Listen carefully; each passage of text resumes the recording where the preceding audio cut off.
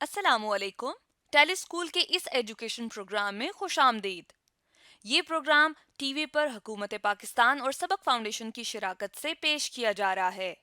इसके लेसन्स पाकिस्तान के तमाम तालीमी बोर्ड बशमूल कैम्ब्रिज के सिलेबस के मुताबिक तैयार किए गए हैं, जिसमें एजुकेशन कंटेंट सबक फाउंडेशन प्रोवाइड कर रही है।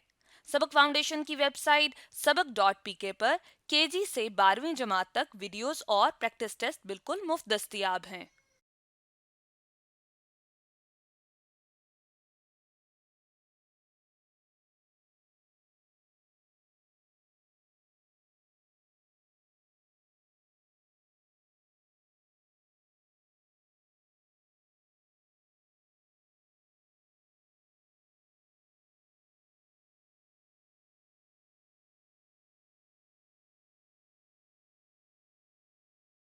आज के केमिस्ट्री के लेसन और इससे मुंसलिक वीडियोस को घर बैठे देखने के लिए आप सबक.pk की वेबसाइट पर जा सकते हैं। यहाँ पर तमाम बोर्ड्स की 9वीं से 12वीं जमात तक की केमिस्ट्री के सारे टॉपिक्स पर वीडियोस और प्रैक्टिस टेस्ट बिल्कुल मुफ्त मौजूद हैं। इनके ज़रिए आप अपने कंसेप्ट्स को पुख्ता करके इम्तहानात में शानदार नंबर हासिल कर सकते हैं। स्टूडेंट्स, हम बात करेंगे components of a complex compound की। कॉम्प्लेक्स कंपाउंड हमने देखा था कि जनरल कैरेक्टरिस्टिक प्रॉपर्टी होती है ट्रांजिशन मेटल्स की कि वो कॉम्प्लेक्स कंपाउंड्स बनाते हैं, जिनके बारे में हमने कुछ ये स्टडी किया था कि कॉम्प्लेक्स कंपाउंड्स होते हैं या तो ऐसे कंपाउंड्स या सॉल्ट्स जिनमें हम देखते हैं कि कॉम्प्लेक्स केटाइन होता है और एक सिंपल एनाइन होता है, या फिर हम देखते हैं कि वो बने होते हैं एक सिंपल केटाइन से और एक कॉम्प्लेक्स एनाइन से। तो अब जो हमने यहाँ पर स्टडी करना है वो हमने क्या करना है, वो हमने इसके कंपोनेंट्स को स्टडी करना है। तो हम एक एक करके इनके कंपोनेंट्स को स्टडी करेंगे। फर्स्ट वन जो हमारे पास होता है वो होता है सेंट्रल मेटल आयन। ठीक है, सेंट्रल मेटल आयन जो होता है, ये जो हमारे पास होता है बेसिकली ये हमारे पास क्या होता है, ये ट्रांजिशन मेटल होता है। ठीक है, ये हमारे पास किसका होता है, ये आयन होता है और किसका होता है, of a transition element. Transition element यहाँ पर हम लिख देते हैं कि ये ट्रांजिशन मेटल या ट्रांजिशन एलिमेंट होता है। ठीक है, ट्रांजिशन मेटल। अब जिस तरह से एग्जांपल हम ऊपर से ही ले लेते हैं, ठीक है, यहाँ से हम ऐसे करते हैं कि ये वाला और ये वाला, ये दोनों के दोनों हम जो ये सॉल्ट हमने लिखे या कॉम्प्लेक्स कंपाउंड्स लिखे, इनको हम यहाँ से कॉपी कर लेते हैं। ये हमारे पास दोनों कंपाउंड्स आ गए। ठीक है, अब इनको हम कैसा करते हैं कि इनको एक लाइन में कर देते हैं, यहाँ पे हमने कर दिया इसको, और इनके चार्जेस यहाँ से मिटा देते हैं। अब यहाँ पर देखिएगा ट्रांजिशन मेटल होता है और हम देखते हैं सेंट्रल मेटल आयन होता है। जो कॉम्प्लेक्स कंपाउंड होता है उसके कंपोनेंट्स में हम देखते हैं जो सेंट्रल मेटल आयन मौजूद है ना, ये बेसिकली कॉम्प्लेक्स आयन जो होता है ना उसके अंदर मौजूद होता है। ठीक है, जो कॉम्प्लेक्स आयन होता है हमारे पास, हमने कहा था ना कि एक सिंपल आयन होता है और उसके साथ अटैच्ड होता है एक कॉम्प्लेक्स आयन। जिस तरह यहाँ पर हमने देखा एक सिंपल केटाइन और कॉम्प्लेक्स एनाइन, यहाँ पर हमने देखा सिंपल एनाइन है और कॉम्प्लेक्स केटाइन है। तो देखिए ये जो कॉम्प्लेक्स आयन है इसके अंदर कौन सा है, इसके अंदर से हम यहाँ पर इसको क्या करते हैं कि इसको हम यहाँ से हाईलाइट करते हैं, ये हमारे पास आ जाता है कॉम्प्लेक्स आयन। ठीक है, और इसका कौन सा है, ये हमारे पास है कॉम्प्लेक्स आयन। ठीक है, तो हम देख रहे हैं इसके अंदर क्या होता है, इसके अंदर बीच में हमारे पास एक मौजूद है सेंट्रल मेटल आयन। ठीक है, तो ये हमारे पास क्या है, ये बेसिकली हमारे पास जो है वो सेंट्रल मेटल है। ठीक है, सेंट्रल मेटल है और इसका बेसिकली यहाँ पर क्या चीज होती है, आयन मौजूद होता है। ठीक है, जिस तरह यहाँ पर अगर हम देखें तो ये हमारे पास इसका आयन मौजूद है। ठीक है ना, और इधर अगर हम देखें तो यहाँ पे इसका कौन सा सेंट्रल मेटल आयन है, ये इसका सेंट्रल मेटल आयन है। ठीक है, तो इस तरह से ये इसके होते हैं। और इसके अलावा हम यहाँ पर ये भी देख सकते हैं कि जिस तरह से ये हमारे पास स्ट्रक्चर है, तो अगर इस मेटल आयन का अगर हम स्ट्रक्चर बनाएं जिस तरह से ऊपर हम देख चुके हैं, यहाँ पर देखें तो ये इस तरह से मौजूद होते हैं। ठीक है, इस तरह यहाँ पर हम देख रहे हैं, यहाँ पर देखिएगा ये जो कॉपर है ये सेंटर में मौजूद है। ठीक है, और ये आयन है, इसका इसका आयन है, और हम देख रहे हैं कि वाटर के मॉलिक्यूल्स इसके साथ जो है वो अटैच्ड हुए हैं। ठीक है, तो हम क्या देख रहे हैं, कॉपर का आयन जो है ये क्या है, सेंट्रल मेटल आयन। यहाँ पर हम इसको लेबल भी कर देते हैं कि जो बीच में हमारे पास कॉपर का मौजूद है ये क्या चीज है, ये हमारे पास है सेंट्रल मेटल आयन। ठीक है, ये हमारे पास यहाँ मौजूद है। ठीक है, तो ये हमारे पास फर्स्ट कंपोनेंट आ गया। फिर हम देखते हैं इसी के अंदर हमारे पास एक और कंपोनेंट है और वो हमारे पास यहाँ पर ये जो इस सेंट्रल मेटल के आयन के अंदर मौजूद है वो ये चीज मौजूद होती है। ठीक है, ये वाली चीज मौजूद है, यानी कॉम्प्लेक्स आयन के अंदर ही एक और चीज मौजूद है, इसको हम स्टडी करेंगे। और ये हमारे पास क्या होती है, ये बेसिकली हमारे पास आ जाती है, इसको हम कहते हैं लिगैंड। ठीक है, यानी कि जो, अब देखिए लिगेंड क्या होता है, लिगेंड बेसिकली हमारे पास आ जाता है, ये किसके अंदर होता है, ये भी हम बात करते हैं कॉम्प्लेक्स आयन के अंदर, ठीक है, जो कॉम्प्लेक्स आयन होता है उसके अंदर ये मौजूद होते हैं। और हम यहाँ पर ये भी देखेंगे कि अगर मैं यहीं से इसको कॉपी कर लूं, ये वाला जो पार्ट हमारे पास है इसको हम ऐसा करते हैं कि कॉपी कर लेते हैं। अब ये देखिएगा कि यहाँ पर ये जो मौजूद है इसको हम लिखेंगे किस तरह से, इसको हम इस तरह से लिखेंगे H2O होल 1 2 3 4 5 6, ठीक है, तो ये 6 आ गए। और हम देख रहे हैं ओवरऑल इस पे चार्ज क्या है, 2 पॉजिटिव, तो यहाँ पर हम लिख देंगे 2 पॉजिटिव, ठीक है, तो ये इस तरह से मौजूद है। तो अब ये हम देख रहे हैं कि ये हमारे पास क्या है, ये हमारे पास जो है ये जो H2O लगे हुए हैं ये हमारे पास क्या होता है, इसे हम कहते हैं लिगेंड, ठीक है, ये कहलाता है लिगेंड। अच्छा, अब हम यहाँ पर एक और चीज देखेंगे, लिगेंड बेसिकली जो सेंट्रल मेटल आयन के साथ जो ये यहाँ पे हम कहते हैं कि बॉन्ड्स बना रहा है, ये बेसिकली हमारे पास कौन से बॉन्ड्स होते हैं, ये हमारे पास कोऑर्डिनेट कोवेलेंट बॉन्ड्स होते हैं, ठीक है, ये हमारे पास क्या होते हैं, कोऑर्डिनेट कोवेलेंट बॉन्ड। तो ये इस तरह से भी हम इसको शो कर सकते हैं, ठीक है। और हम इस तरह से क्यों शो कर रहे हैं, अब ये हम देख लेते हैं। यहाँ पे हमने ये एरोस बना दिए, ये हम बेसिकली इस तरह से इसलिए शो कर रहे हैं क्योंकि हमारे पास जो ये लिगेंड होता है इसमें क्या होता है, इसमें हमारे पास जो है हम देखते हैं कि इलेक्ट्रॉन पेयर्स होते हैं, ठीक है, इसके अंदर लोन इलेक्ट्रॉन पेयर्स होते हैं, लोन पेयर ऑफ इलेक्ट्रॉन्स होते हैं, या फिर डोनेट करने के लिए इलेक्ट्रॉन पेयर्स होते हैं, ठीक है, हम यहाँ पर लिखेंगे इलेक्ट्रॉन पेयर्स होते हैं टू डोनेट, ठीक है, जिनको ये डोनेट कर सकता है या पूरे के पूरे पेयर को जो है वो शेयर कर सकता है, ठीक है। तो उसमें हम देखते हैं कि ये जो H2O जो यहाँ पर मौजूद है, आप देखिए H2O में क्या होता है, ऑक्सीजन होता है, इसके आउटर मोस्ट शेल में 6 इलेक्ट्रॉन्स होते हैं, 1 2 3 4 5 6, ठीक है।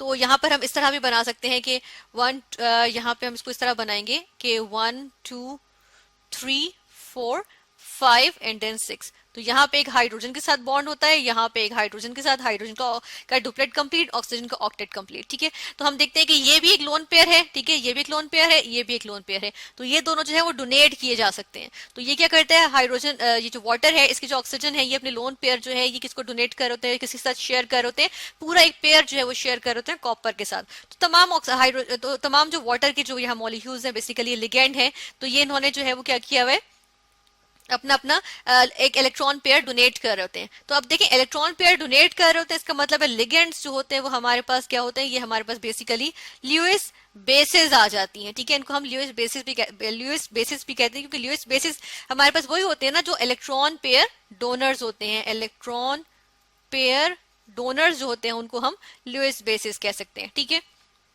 इस तरह से ये हमारे पास आ जाते हैं, ठीक है ना, तो इनको हम लिगेंड्स कहते हैं। अच्छा, लिगेंड्स में हम जो है उनको कैटेगराइज करते हैं जिस तरह से अगर कोई हमारे पास यहाँ पर ऐसा हो जो ऐसे एटम्स रखता हो कि वो उसमें से उसके स्ट्रक्चर में से 2 एटम्स जो हैं वो क्या कर सकें कि वो डोनेट कर सकें, तो वो क्या होता है, वो बाइडेंटेट लिगेंड होता है, ठीक है। तो यानी कि हम यहाँ पर देखते हैं कि हमारे पास जो है वो एक मोनोडेंटेट होता है, मोनोडेंटेट लिगेंड्स, ठीक है।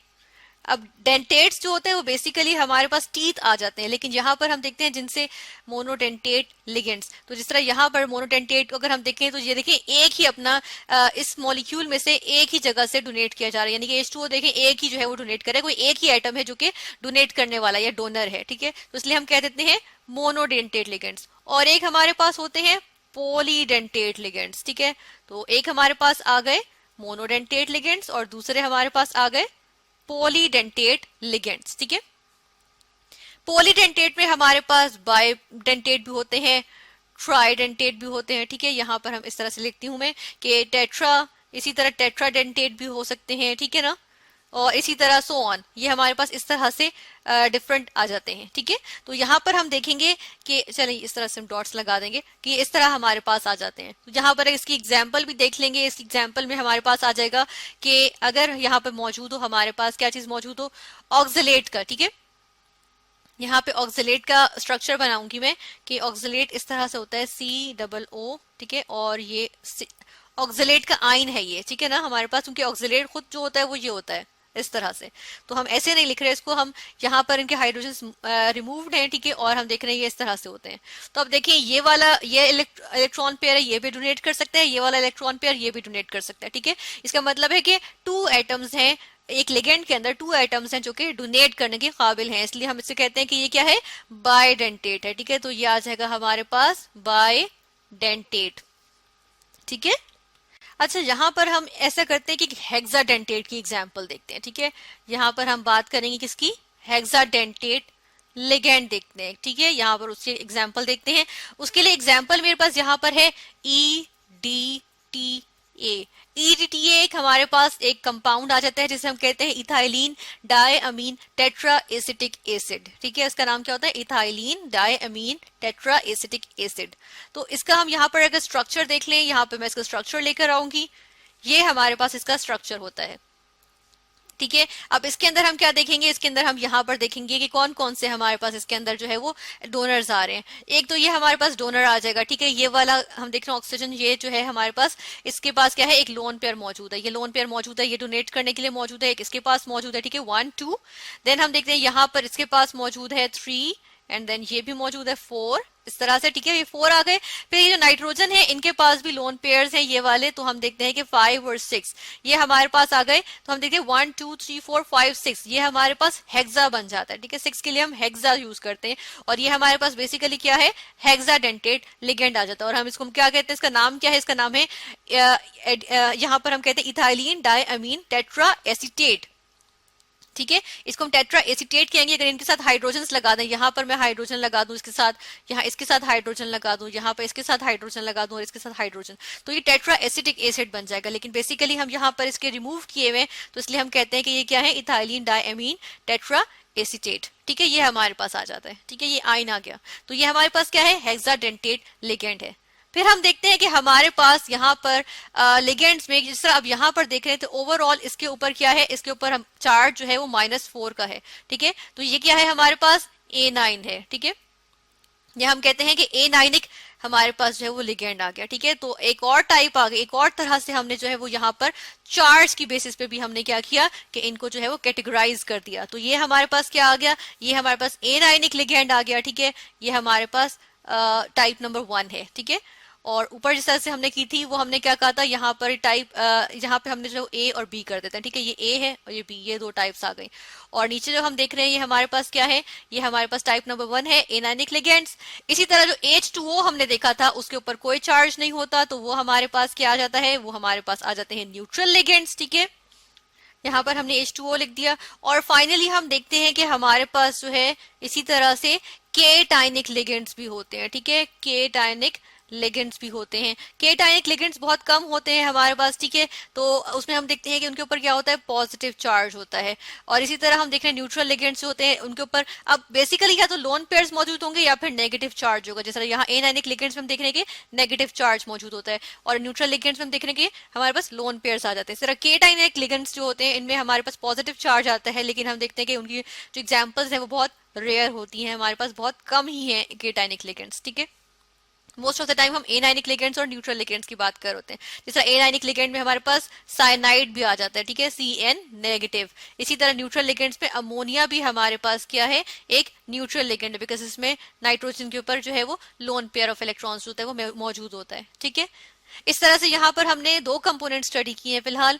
एक हमने लिगेंड का कंपोनेंट स्टडी किया है कि एक कॉम्प्लेक्स कंपाउंड में लिगेंड क्या होता है। ठीक है, ये हमने अंडरस्टैंड करने की कोशिश की है। और दूसरा हमने देखा है कि सेंट्रल मेटल आयन क्या होता है एक कॉम्प्लेक्स कंपाउंड में।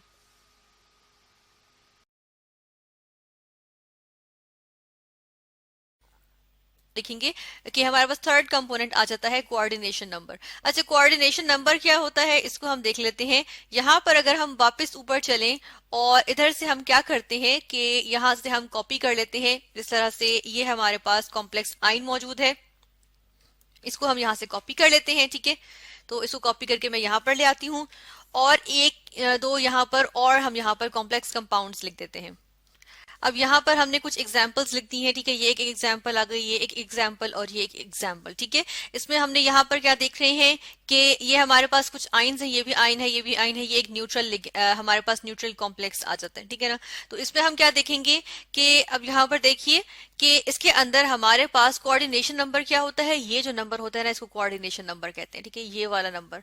ठीक है, इसी तरह ये वाला नंबर, ये हमारे पास क्या आ जाता है, कोऑर्डिनेशन नंबर। तो बेसिकली कोऑर्डिनेशन नंबर क्या है? कोऑर्डिनेशन नंबर हमारे पास आ जाता है कि नंबर ऑफ इलेक्ट्रॉन पेयर्स, ठीक है, जो कि डोनेट किए जा रहे हो, ठीक है, डोनेटेड, ठीक है, किसको? सेंट्रल मेटल एटम को, यानी कि सेंट्रल मेटल एटम को अभी सेंट्रल मेटल आयन जो ये मौजूद है, इसको जो number of unpaired electrons donate किए जा रहे हैं, अब देखिए यहाँ से एक H2O डोनेट कर रहे हैं, यहाँ से एक और, यहाँ से एक और, यहाँ से एक और, यहाँ से एक और यहाँ से एक और, ठीक है, तो कितने number of unpaired electrons donate किए जा रहे हैं? 6, ठीक है। तो यहाँ पर हम देख रहे हैं कि कोऑर्डिनेशन नंबर इसके लिए क्या है? ये हमारे पास आ जाता है 6, ठीक है। नेक्स्ट एग्जाम्पल में हम देखते हैं कि यहाँ पर हमारे पास बेसिकली किस तरह से होगा। अब ये अगर निकल है तो यहाँ से एक CO का जो हमारे पास लिगेंड है वो इसको दे रहा है, ठीक है, फिर यहाँ से एक CO का दे रहा है, ठीक है, फिर यहाँ से एक CO का जो लिगेंड है वो यहाँ से प्रोवाइड कर रहा है क्या चीज? इलेक्ट्रॉन पेयर डोनेट कर रहा है, ठीक है, और यहाँ से एक और CO प्रोवाइड कर रहा है, ठीक है। तो ये इस तरह से हमारे पास जो है वो कॉम्प्लेक्स आ रहा है। तो अब इसमें देखिएगा कि यहाँ पे कितने दिए जा रहे हैं। यहाँ पे जो है हम देख रहे हैं 1 2 3 4 दिए जा रहे हैं। यहाँ पे हमने होल 4 इसीलिए लिखा हुआ है। तो यहाँ पे हमारे पास जो कोऑर्डिनेशन नंबर है वो क्या है? 4 है, ठीक है। और नेक्स्ट में आ जाए इसी तरह, अगर हम सिल्वर का जो ये कंपाउंड है इसकी हम बात करें, या कॉम्प्लेक्स इसकी हम बात करें, कॉम्प्लेक्स आइन है तो इसकी हम बात करते हैं, तो इसमें हमारे पास क्या है? 3 हमारे पास जो है वो कोऑर्डिनेशन नंबर है, ठीक है। तो ये क्या होता है, यानी कि नंबर ऑफ इलेक्ट्रॉन पेयर्स जो डोनेट किए जा रहे हो सेंट्रल मेटल आयन को, वो हमारे पास आ जाता है कोऑर्डिनेशन नंबर। और इसी के साथ लिंक्ड एक चीज होती है कोऑर्डिनेशन स्फेयर, ठीक है। तो हम यहाँ पर देखेंगे कोऑर्डिनेशन स्फेयर क्या होता है। कोऑर्डिनेशन स्फेयर हमारे पास आ जाता है बेसिकली जो यहाँ पर हमने जो चीज स्क्वायर ब्रैकेट्स में लिखी होती है वो हमारे पास आ जाता है कोऑर्डिनेशन स्फेयर क्या है? जो ब्रैकेट में जो चीज आ रही है वो कोऑर्डिनेशन स्फेयर है, ठीक है। यानी कि यहाँ पर हम हाईलाइट करेंगे कौन सा हमारे पास कोऑर्डिनेशन स्फेयर कहलाता है। ये हमारे पास कोऑर्डिनेशन स्फेयर है, ठीक है, ये हमारे पास कोऑर्डिनेशन स्फेयर है। इसमें से देखें ये वाला पार्ट जो है वो कोऑर्डिनेशन स्फेयर, यानी कि जो ब्रैकेट में आ रहा पार्ट ये हमारे पास क्या है? कोऑर्डिनेशन स्फेयर होता है, ठीक है। या फिर हम इसको ये भी कह सकते हैं जो सेंट्रल मेटल एटम या सेंट्रल मेटल आइन है और ये अपने लिगेंड्स के साथ जो ये एक स्क्वायर ब्रैकेट के अंदर जो हम टर्म लिखें, क्योंकि इसके अंदर क्या मौजूद है? सेंट्रल मेटल आइन और लिगेंड्स मौजूद है, ठीक है।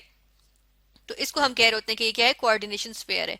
अब देखिए यहाँ पर हम एक और चीज यहाँ मेंशन करेंगे और वो ये कि देखिए ये कोऑर्डिनेशन स्फेयर जो है इसके ऊपर भी कोई चार्ज हो सकता है। जैसे कि हम देख रहे थे यहाँ पर हमारे पास चार्ज क्या था? 2 पॉजिटिव का चार्ज था, ठीक है। तो ये क्या है हमारे पास जो कोऑर्डिनेशन स्फेयर है इस पे चार्ज क्या है? पॉजिटिव चार्ज है। इसी तरह यहाँ पर देखें तो ये ओवरऑल 0 होता है, तो ये हम कहते हैं कि ये न्यूट्रल हमारे पास जो है वो कोऑर्डिनेशन स्फेयर आ जाता है, ठीक है। और उसके बाद हम देखते हैं कि यहाँ पे भी हमारे पास क्या है? इसके ऊपर पॉजिटिव चार्ज है, तभी क्लोराइड नेगेटिव इसके साथ अटैच हुआ है, ठीक है। तो इसी तरह हम देखते हैं यहाँ पर भी पॉजिटिव चार्ज है इस लिगेंड कोऑर्डिनेशन स्फेयर पे। और यहाँ पर हम देखते हैं कि इसके ऊपर -4 का चार्ज होगा, इसीलिए यहाँ पे पोटेशियम +1 × 4 यानी 4 टाइम्स लगा हुआ है, तो ये हमारे पास यहाँ पर नेगेटिव चार्ज है, ठीक है। तो इस तरह से कोऑर्डिनेशन स्फेयर में पॉजिटिव चार्ज भी हो सकता है, ओवरऑल नेगेटिव चार्ज भी हो सकता है और ये न्यूट्रल भी हो सकता है, ठीक है।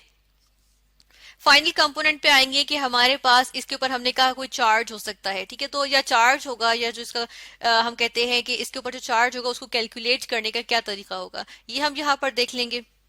तो यहाँ पर लास्ट कंपोनेंट जो हमारे पास आ गया वो आ गया charge on the coordination sphere, ठीक है। जो कोऑर्डिनेशन स्फेयर होगा उसके ऊपर हम चार्ज देखेंगे। जिस तरह से इन्हीं हम कंपाउंड्स को नीचे भी लिख देते हैं, ठीक है, नीचे भी मेंशन करेंगे।